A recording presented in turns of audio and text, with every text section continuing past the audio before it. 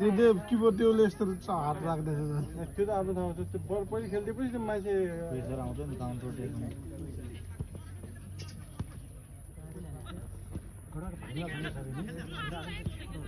गडुवाको त सब त्यतातिरको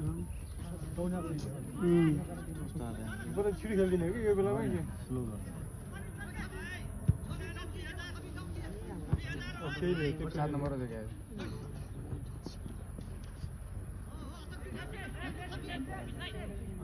हल हाल्दा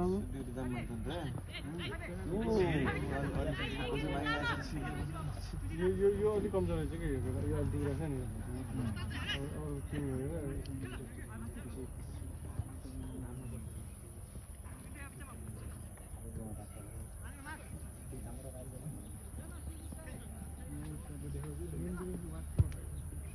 किपरलाई